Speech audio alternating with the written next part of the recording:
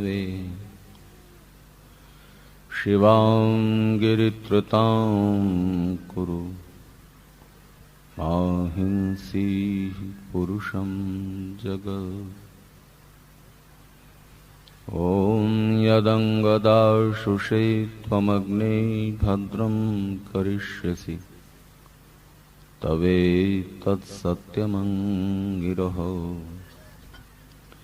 तवेतत्सत्यमङ्गिरः।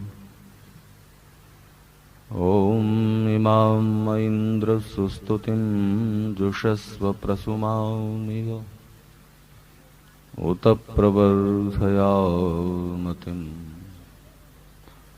उत प्रवर्धयामतिम्। यस्य कारुण्यलेशेन सर्वं सर्वत्र सिद्ध्यते संकल्पितं हृदाभीष्टं तं वन्दे जगदीश्वरम् तं वन्दे जगदीश्वरम् तं वन्दे जगदीश्वरम्। दक्षिण भारत में एक संत हुए, उनका नाम था तिरुवल्लुवर।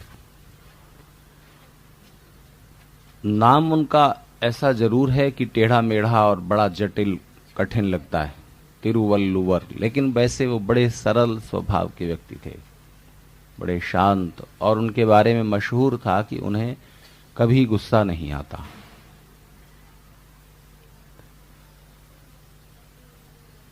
रामायण का तमिल में अनुवाद उन्होंने किया। सप्ताह में 6 दिन कविताएं लिखते थे, शास्त्रीय ग्रंथों का अनुवाद करते थे, उपदेश देते थे, धर्म प्रचार करते थे, साधना करते थे, गृहस्थ थे, परिवार था। उसके पालन पोषण के लिए 7 दिन में 1 दिन बिजनेस करते थे, कपड़े का। कपड़ा खरीद के लाते थे कहीं चेन्नई से, मद्रास, किसी बड़े शहर से, और अपने गांव के बाजार में जो 7 दिन में एक बार लगती थी, जिसको पैंठ बोलते हैं, हाट बोलते हैं, गुजरात में भी गांवों में लगती होगी, उस गांव के बाजार में 7 दिन में 1 दिन वो कपड़ा बेचते थे। उससे उनको 7 दिन के लायक भोजन, वस्त्र, परिवार की जरूरतें पूरी करने लायक धन मिल जाता था।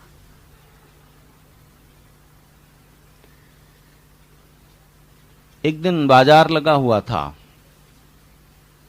संत तिरुवल्लुवर अपना कपड़े का कारोबार खोले हुए थे। जमीन पर एक ऐसी चादर सी बिछाकर उन्होंने बढ़िया बढ़िया कपड़े उस पर रखे हुए थे। साड़ियां थीं, पुरुषों के पहनने के कपड़े थे, चादरें थीं। गांव के जमींदार का नौजवान बेटा अपने 5-7 साथियों के साथ तफरी करने के लिए मौज मस्ती के मूड में निकला, और उसने देखा कि तिरुवल्लुवर बैठे हुए हैं अपने कपड़े की दुकान पर, ग्राहक का इंतजार कर रहे हैं। उसने सोचा कि आज तिरुवल्लुवर को मजा चखाया जाए। उसको शैतानी सूझी कि आज इनके साथ कुछ शरारत करते हैं, और कहा जाता है कि इन्हें गुस्सा नहीं आता, देखते हैं कैसे गुस्सा नहीं आता। तो उसने अपने साथियों के साथ उनकी उस छोटी सी दुकान पर, जो जमीन पर ही उन्होंने लगा रखी थी, उसके ऊपर, चादर के ऊपर जो कपड़े रखे थे बहुत से, उसमें से एक कीमती साड़ी उठाई जमींदार के बेटे ने, और पूछा कि इसकी क्या कीमत है। तो तिरुवल्लुवर ने कहा इसकी कीमत है 10 रुपए। कब की बात है ये? अब से 450 साल पहले। तो 10 रुपए कितने होते थे? अब के कितने हुए? तब 25 पैसे में 1 किलो घी आता था, है ना? तो उसी हिसाब से आप उसको बढ़ा लो। तो जब तिरुवल्लुवर ने कहा कि इस साड़ी की कीमत 10 रुपए है, तो उस नौजवान ने उस साड़ी को बीच में से फाड़ दिया, 2 हिस्सों में कर दिया, और एक हिस्से को हाथ में लेकर पूछा अब इसकी कितनी कीमत है? तिरुवल्लुवर गुस्सा नहीं हुए। तिरुवल्लुवर ने कहा कि अब इसकी कीमत 5 रुपए है। उसने उस टुकड़े के और 2 टुकड़े किए और पूछा अब इसकी कितनी कीमत है, तो तिरुवल्लुवर ने कहा अब इसकी कीमत 2.5 रुपए है।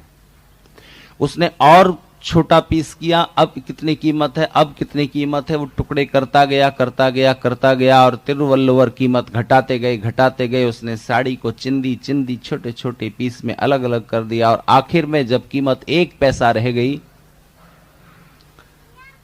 तिरुवल्लुवर बिना गुस्सा किए शांत भाव से कीमत घटाते गए और वो उसी उग्रता से साड़ी के टुकड़े टुकड़े करता गया। आखिर में जब 1 पैसे कीमत रह गई, तब उस नौजवान को झेप आई, थोड़ी सी शर्म आई और उसने अपनी झेप मिटाने को अपने साथियों से कहा, अरे बेचारे की देखो कितनी साड़ी खराब हो गई, इसका कितना नुकसान हो गया, चलो इसकी भरपाई कर देते हैं, इसको 10 रुपए दे दो। साड़ी खराब तो कर दी, 10 रुपए निकाल कर उसने तिरुवल्लुवर को देने चाहे, तिरुवल्लुवर ने वो 10 रुपए लेने से इनकार कर दिया। तिरुवल्लुवर ने कहा कि मेरे बेटे नौजवान, इस साड़ी की कीमत 10 रुपए नहीं है। 10 रुपए तो उस बात की कीमत थी जितने जितने लोगों के हाथ और दिमाग इस साड़ी को बनाने में लगे थे। 10 रुपए उस पुरुषार्थ का, उस परिश्रम का मूल्य था। किसी ने कपास पैदा की, उस किसान ने कपास बेची होगी, उसको जिसने धागा बनाना है उस किसान को मूल्य मिला।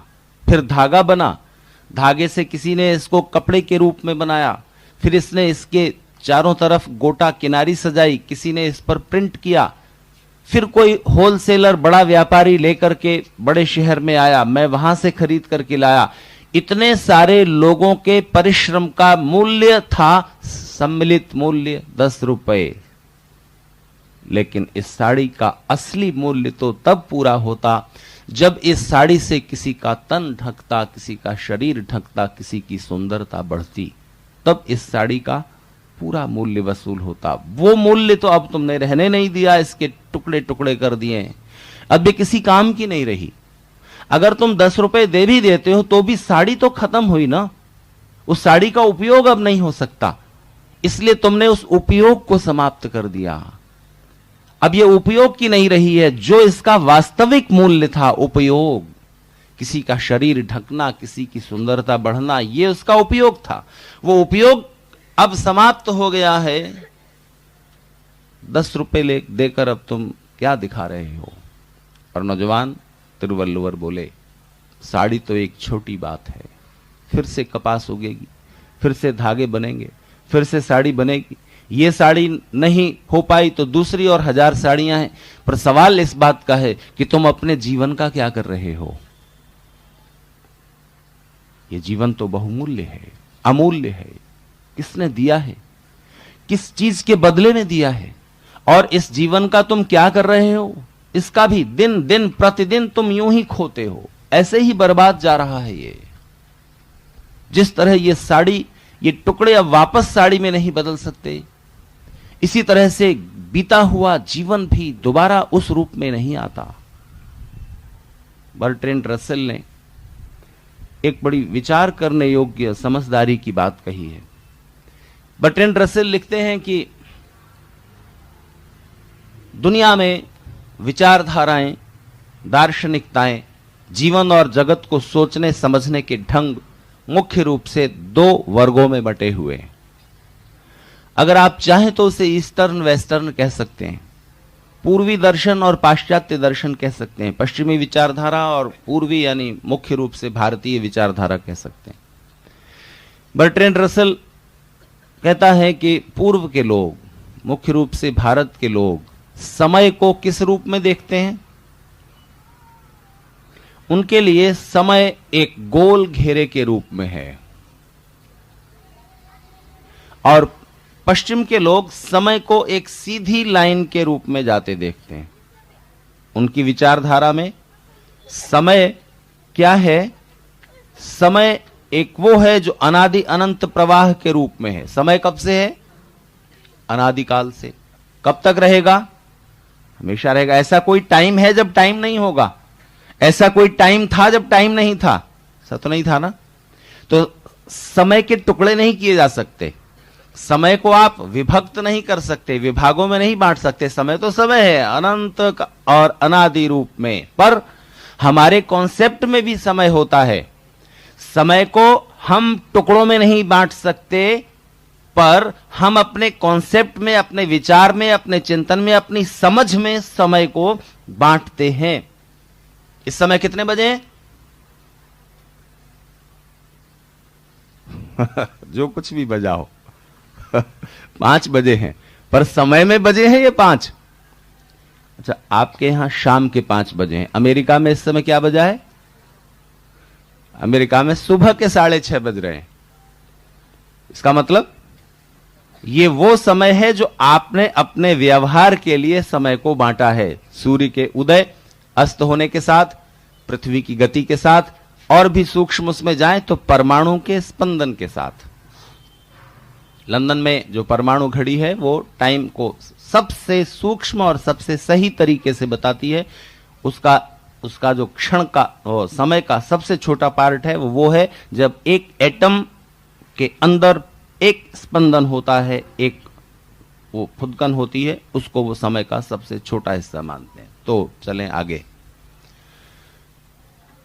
भूतकाल, वर्तमान काल, भविष्य काल, पास्ट, प्रेजेंट, फ्यूचर, ये आपके विचार में है, समय में नहीं है। नहीं तो आइंस्टाइन कहते हैं कि जब आप किसी बोर करने वाले वागीश कुमार के भाषण को सुनते हैं तो 1 घंटा कितना लंबा हो जाता है, खत्म ही नहीं हो रहा, समय खत्म ही नहीं हो रहा, कट ही नहीं रहा। और जब आप अपने किसी प्यारे दोस्त के साथ बैठे होते हैं, बच्चे के साथ खेल रहे होते हैं, फिल्म देख रहे होते हैं, तो समय कब बीत गया पता ही नहीं चलता, है ना। तो वहां समय क्यों जल्दी बीता और यहां क्यों देर में बीता? कारण आपका मन है ना। समय तो जैसे बीत रहा है वैसे ही बीत रहा है। तो समय 2 हिस्सों में बंट जाता है, एक आपके कॉन्सेप्ट वाला, एक बाहर जो वास्तविक है। तो आगे चलें। बर्ट्रैंड रसल कहते हैं कि भारतीय लोग समय को गोल दायरे में बीतता हुआ पाते हैं और पश्चिमी लोग समय को सीधी रेखा में चलता हुआ समझते हैं। इस समझ का फर्क क्या पड़ता है? इस समझ का फर्क यह पड़ता है कि पूर्व के लोग बड़े आराम से जीते हैं। उनको लगता है सब चीजें फिर वापस आएंगी, गोल घेरा है, पुनर्जन्म होगा, फिर से जीवन मिलेगा। इसलिए वो घबराते नहीं, परेशान नहीं होते। लेकिन उसका एक नुकसान भी है। पश्चिमी लोग जीवन को सीधी रेखा में चलता देखते हैं तो उसका क्या परिणाम होता है कि फिर वो ये समझते हैं कि जो गुजर गया वो वापस नहीं आएगा, जो गया सो गया, वो वापस नहीं आने वाला। इसलिए वो पुरुषार्थ अधिक करते हैं, परिश्रम करते हैं। उन्हें जो चाहिए अब भी चाहिए, इसी जीवन में चाहिए। तो ये समय का जो बोध है ये और आगे तक खींचता है। भारतीय व्यक्ति, पूर्व का व्यक्ति पुनर्जन्म में विश्वास करता है और समय को गोल घेरे में पाता है। समय वापस लौट रहा है। आज सूर्य छिप गया, कल फिर उगेगा। आज हम सो गए, कल फिर जगेंगे।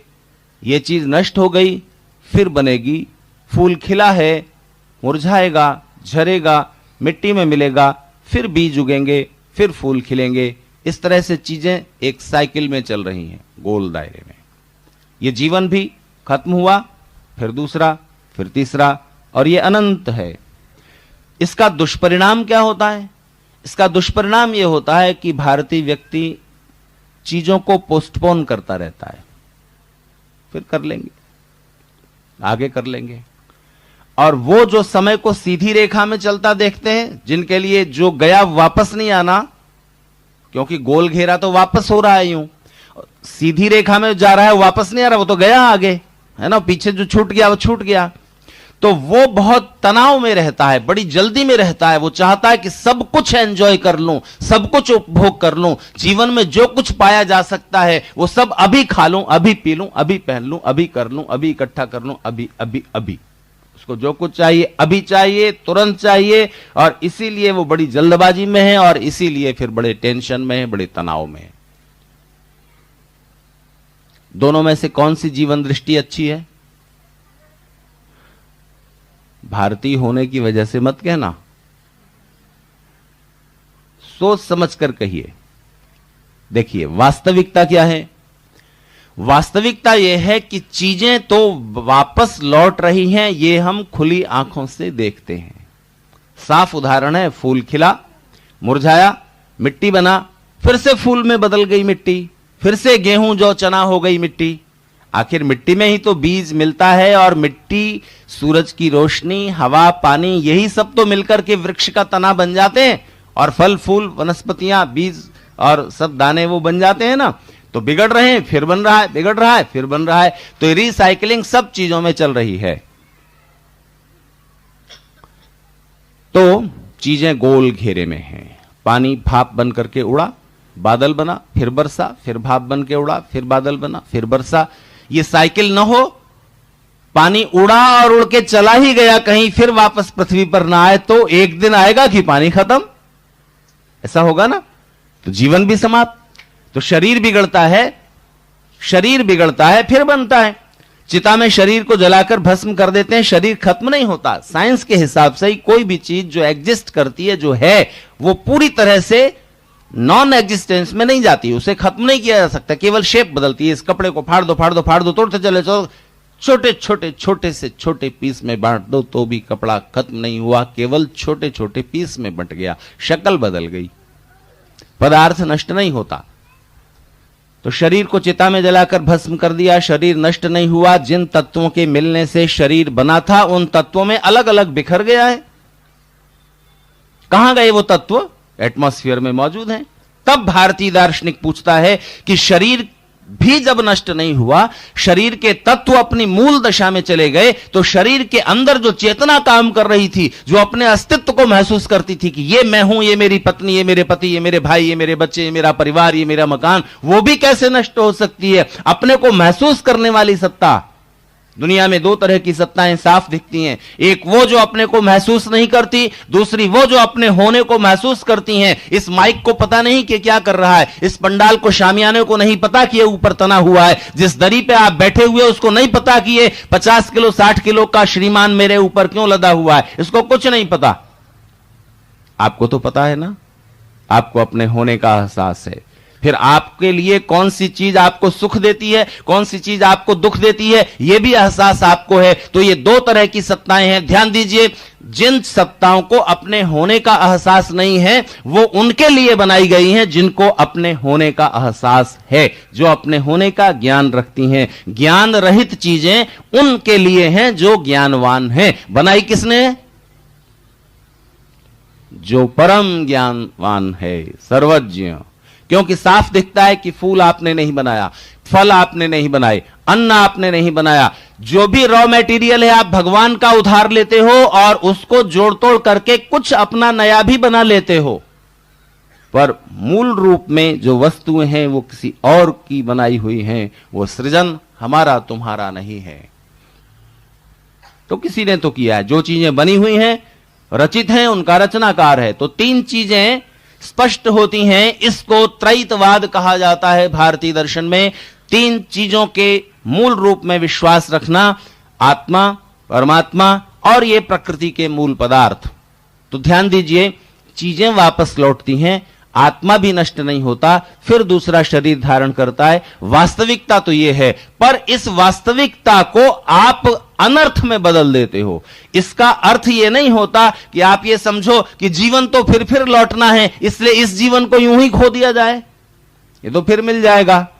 इतना हल्के से जो आप लेते हो ना, यह गलत बात है। क्यों? क्योंकि जो ये जीवन बीत गया, जो ये वस्तु नष्ट हो गई, ये वस्तु फिर बनेगी, ठीक है, पर ये वाला जो निर्माण था ये तो खत्म हो गया ना। वो जो दोबारा निर्माण होगा वो तो दूसरा है, उसके बाद वाला है। जैसे इस वक्त के भोजन को आप यूं करके छोड़ देते हो क्या कि कल फिर मिलेगा, कल वाला भोजन भी छोड़ देना, परसों मिलेगा, ऐसा तो आप नहीं करते भोजन के साथ। भोजन के साथ तो आप जिस वक्त का जो भोजन है उसी समय खा लेते हो और कर्तव्य को भविष्य के लिए पोस्टपोन कर देते हो। प्रार्थना कब कर लेंगे, योगाभ्यास कब कर लेंगे, साधना कब कर लेंगे, देखते हैं। अभी तो ये सब जीवन का जो तामझाम है इसको देखते हैं। नहीं, सब चीजें साइमल्टेनियस चलानी चाहिए। शरीर के सुख भी, बुद्धि का भी, मन का भी, आत्मा का भी। शरीर के लिए जब आप जवान हो, जब आप बच्चे हो, तब तो जीवन को भरपूर जीने के लिए जो आपको तैयारी करनी है वो कीजिए ठीक से। शरीर को बलवान बनाओ ताकि आगे तक स्वस्थ रह सको। बार बार बीमार पड़ते रहे कोई जीवन नहीं होगा अच्छा। तो अभी वो बेस बन रही है शरीर की भी। अभी बुद्धि को विद्या से, ज्ञान से परिपूर्ण करना है। अभी मन में साहस, धैर्य, कष्ट में, संघर्ष में अविचलित रहने का भाव, अच्छे संस्कार, अच्छे विचार, ये सब मानसिक विकास है। और आत्मा, आत्मिक उन्नति इन तीनों के साथ जुड़ी हुई चलती है। ईश्वर प्रार्थना, उपासना आदि। जब आप युवा हो गए, पढ़ लिख गए, जीवन की तैयारी पूरी हो गई, अब आप किसी उपयोगी काम में लगेंगे समाज में। कल मैं आपसे कह रहा था, आपको अपने खाने पीने के और जरूरी साधन जो मिलते हैं कुछ काम करके मिलते हैं और उसी काम के बदले में मिलते हैं जिस काम से दूसरों का कुछ फायदा होता है। दूसरों के लिए कुछ उपयोगी काम करके बदले में आपको कुछ पैसे मिलते हैं। तो जब आप ऐसा कर पाते हैं, उसको करने के लिए, जीवन के सुख के साधनों को जुटाने के लिए आपको कम से कम 8 घंटे तो मेहनत करनी होगी। चाहे सर्विस करो, चाहे बिजनेस करो। फिर आपको ज्यादा चाहिए तो आप अपने कार्य के घंटे बढ़ाएंगे, 10 घंटे कर देंगे, 12 घंटे कर देंगे। आप अधिक से अधिक 8 घंटे सोते हैं। 8 घंटे कारोबार में लगाइए, 10 लगा लीजिए, 12 लगा लीजिए, फिर भी आपके पास 4 घंटे बचते हैं। उस 4 घंटे में 1 घंटा तो निकालिए शरीर को स्वस्थ रखने के लिए, 1 घंटा निकालिए कुछ बौद्धिक ज्ञान पाने के लिए, कुछ कठिन किताब पढ़कर समझने के लिए। आप 15-20 मिनट, आधा घंटा अपने लिए नहीं निकालेंगे, आत्मा के लिए, ईश्वर के पास बैठने के लिए, कुछ दिव्य गुण, शक्तियां, प्रेरणा, मार्गदर्शन मिले इसके लिए, क्या इसमें कठिनाई है? और जब आप रिटायर होने लगे, रिटायर होने की उम्र कौन सी है? जब आपके बेटे बेटियों के बेटे बेटी हो जाएं, तब आप जीवन का क्रम थोड़ा बदल दें। शरीर के सुख के लिए, आर्थिक धन उपार्जन के लिए थोड़ा समय लगाइए, समाज सेवा के लिए, लोकोपकार के लिए, पुण्य अर्जित करने के लिए और साधना के लिए अधिक समय लगाइए। शरीर जब तक नहीं छूटता तब तक आपको शरीर के लिए कुछ तो करना पड़ेगा। शरीर के स्वास्थ्य का ध्यान रखना पड़ेगा, शरीर को भोजन देना पड़ेगा, शरीर को वस्त्र देने पड़ेंगे। लेकिन शरीर में आप हैं, शरीर से अलग, सेपरेट, इसको मत भूल जाना, नहीं तो ये जीवन का बड़ा भारी लॉस होगा, अपमान होगा। इसलिए शरीर और आत्मा, बीच में बुद्धि और मन है, इन चारों स्तरों पर सुख और आनंद फैले हुए हैं। उन चारों स्तरों के सुख और आनंद को संभालते हुए और जीवन का एक ठीक संतुलन निर्धारित करते हुए आगे बढ़ते चलना है। तो समय सीधी गति में भी जा रहा है, लेकिन किसी भी गोल घेरे में जो रेखाएं हैं वो सीधी भी होती हैं, आपको यूं कर्व लेती हुई चलती हैं। लेकिन अगर किसी बड़े गोल घेरे की किसी एक छोटी सी 1-2 मिलीमीटर, 3 मिलीमीटर, 5 सेंटीमीटर की रेखा को देखें आप, सूक्ष्मदर्शी यंत्र से देखिए, माइक्रोस्कोप से देखिए, तो वो उतनी सी सीधी नजर आएगी। उस सीधे सीधे सीधे का जोड़ है वो गोल। तो बड़े विराट अर्थ में समय गोल उसमें है, छोटे अर्थ में समय सीधा जा रहा है। तो ध्यान दीजिए, ये जीवन फिर नहीं मिलना। जो होगा दूसरा पुनर्जन्म, वो तो दूसरा वाला जीवन हुआ ना। इस जीवन के सुख तो इसी जीवन में लेने हैं, साथ ही इस जीवन के कर्तव्य भी इसी जीवन में करने हैं। तो साड़ी को टुकड़े टुकड़े करके फेंक दिया उस नौजवान ने। तिरुवल्लुवर ने उसको समझाया कि तुम जीवन के साथ क्या कर रहे हो ये सोचो मित्र। साड़ी का तो जो हुआ सो हुआ, तुम जीवन के साथ जो कर रहे हो, तार तार करके इसके जो बर्बाद कर रहे हो, इसके एक एक क्षण का जो दुरुपयोग किया जा रहा है, उसके बारे में सावधान होने की जरूरत है। एक दिन श्री कृष्ण अचानक पहुंच गए थे द्रौपदी के द्वार पर। और उन्होंने भोजन की मांग कर दी थी। भूख लगी है।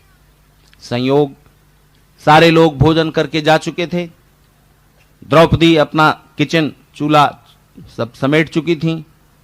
बर्तन जूठे पड़े हुए थे और बनाने के लिए और कुछ अनाज, सब्जी, फल वगैरह नहीं थे। ये तब की बात है जब पांडव अज्ञातवास झेल रहे थे, वन में छुप कर रह रहे थे। तो द्रौपदी ने हाथ जोड़ दिए और कहा, भगवान कुछ भी नहीं है खाने के लिए, कुछ भी नहीं है जो मैं आपको प्रस्तुत कर सकूं। श्री कृष्ण का ध्यान गया, उनका जूठे बर्तन पड़े हुए। उन्होंने कहा कि ये पतीली लाना जिसमें चावल पकाए गए थे। तो श्री कृष्ण ने देखा और द्रौपदी का ध्यान खींचा और कहा कि देखो, इसमें इतने से चावल हैं। नीचे जो पतीली में चिपके हुए थे, थोड़े से चावल पतीले में लगे हुए रह गए थे। श्री कृष्ण ने कहा कि लाओ यही दे दो, इतने से मेरा पेट भर जाएगा। द्रौपदी सोचने लगी कि श्री कृष्ण मजाक कर रहे हैं, लेकिन अब यहां से शुरू होता है अलंकार। सुबह में कह रहा था, हमारे इतिहास लेखक घटना को कहानी बनाकर पेश करते हैं, उसमें कल्पना जोड़ते हैं कोई बात समझाने के लिए। वो इतिहास को इतिहास के रूप में नहीं, बल्कि कथानक के रूप में, उपन्यास की तरह रसीला बनाकर पेश करते हैं और इसके लिए कल्पना मिलाते हैं, और कल्पना मिलाने से घटना कहानी बन जाती है। तो आगे कथा शुरू होती है। द्रौपदी ने श्री कृष्ण के जिद करने पर करछुल, वो चमचा पतीले में डाला, बहुत सा चावल उसमें निकाला, प्लेट में डाला और देखा कि अभी तो उसमें और है। श्री कृष्ण ने खा लिया तो उसमें और था, वो निकाला, देखा अभी और है, अभी और है, अभी और है, और वो समाप्त ही नहीं हो रहा। तब श्री कृष्ण ने द्रौपदी को समझाया, देखो उस गृहस्थ का धन, उसकी लक्ष्मी अक्षय रहती है। अक्षय समझते हैं ना, कभी नष्ट नहीं होने वाली, हमेशा बनी रहेगी। हमेशा घर के अन्न के, भोजन के, लक्ष्मी के, धन के, वैभव ऐश्वर्य के भंडार परिपूर्ण रहेंगे। जो आगे आप पूरा कर दें। द्रौपदी का वो अक्षय पात्र कहलाया, और नीतिकार कहते हैं कि जो दो द्रौपदी का अक्षय पात्र था, वो हर एक गृहिणी को अपने पास रखना चाहिए। तो द्रौपदी से कैसे लेकर के आए, वो तो वहीं रह गया महाभारत काल में। नहीं, हम सब के पास हो सकता है। श्री कृष्ण ने समझाया, देखो द्रौपदी, भविष्य में तुम राज्य लक्ष्मी संभालोगी, अज्ञातवास पूरा होगा। हमेशा ये ध्यान रखना, उस गृहस्थ के घर में धन ऐश्वर्य समाप्त नहीं होते, भोजन समाप्त नहीं होता, जो एक कण के प्रति लापरवाह नहीं है। एक कण को तुम अगर बर्बाद जाने देते हो तो एक दिन आएगा कि सारी संपत्ति विदा हो जाएगी। और अगर तुम एक कण के प्रति भी सावधान हो कि एक कण भी बेकार ना चला जाए, तो संपदाएं अक्षय अक्षुण्ण रहती हैं, फिर समाप्त नहीं होती। नीतिकारों ने बहुत पहले कह दिया था, क्षण नाशे कुतो विद्या, कण नाशे कुतो धनम। जो व्यक्ति एक क्षण को बेकार जाने देता है, वो ज्ञान नहीं पा सकता, और जो व्यक्ति एक कण को बर्बाद जाने देता है, वो धनवान नहीं हो सकता, क्योंकि उसकी आदत खराब है, वो बर्बादी के प्रति सावधान नहीं है। अभी आप सुनते हैं ना कि अमेरिका में कितनी बड़ी मंदी का दौर शुरू हुआ, और चूंकि लगभग सारे देशों की अर्थव्यवस्थाएं अमेरिका की इकोनॉमी से जुड़ गईं, वहां मंदी है तो दूसरे देशों पर भी मंदी का असर छा रहा है। चाइना पर ज्यादा, भारत पर कम। कारण क्या है?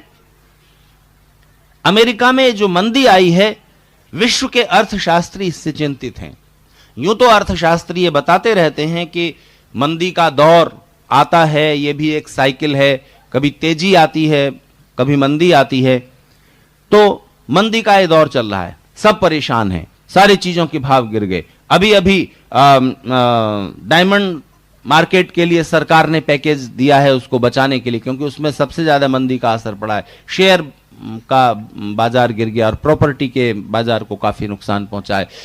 लेकिन इस मंदी के मूल कारण क्या है? तो राजस्थान के एक अर्थशास्त्री हैं डॉक्टर भरत झुनझुनवाला, उन्होंने बड़ी अच्छी विचारपूर्ण बात कही। उन्होंने कहा कि अमेरिका की अर्थव्यवस्था का असर भारत पर क्यों नहीं पड़ा, उतना क्यों नहीं पड़ा।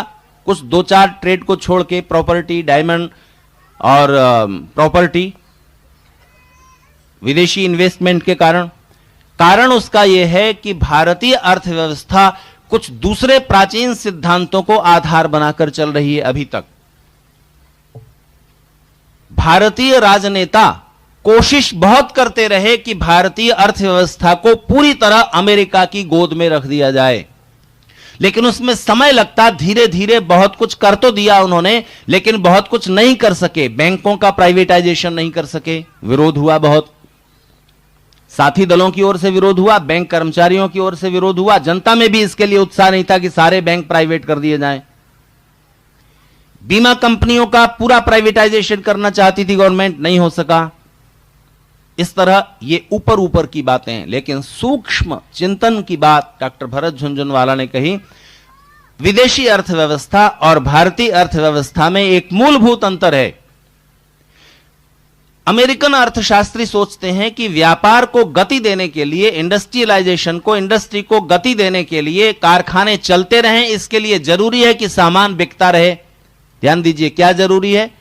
कारखाने चलते रहें, फैक्ट्रियां चलती रहें, उसमें सामान लगातार बनता रहे। इसके लिए जरूरी है कि सामान बिकता रहे। सामान बिके नहीं, मार्केट में स्टॉक जमा हो जाए तो कारखानों में नया सामान क्यों बनाया जाएगा? सामान बिकता रहे, इसके लिए क्या जरूरी है? सामान बिकता रहे, इसके लिए जरूरी है कि सामान खरीदते रहें लोग। सामान आप लगातार खरीदते रहें, इसके लिए क्या जरूरी है? इसके लिए जरूरी है कि आप सामान फेंकते रहें। आप एक साड़ी को कितने दिन चलाती हो? सीधा सा जवाब है, सब, जब तक वो ठीक रहती है, जब तक वो घिस नहीं जाती, जब तक वो एकदम खराब, पहनने लायक नहीं रही, ऐसा जब तक ना हो जाए, तब तक आप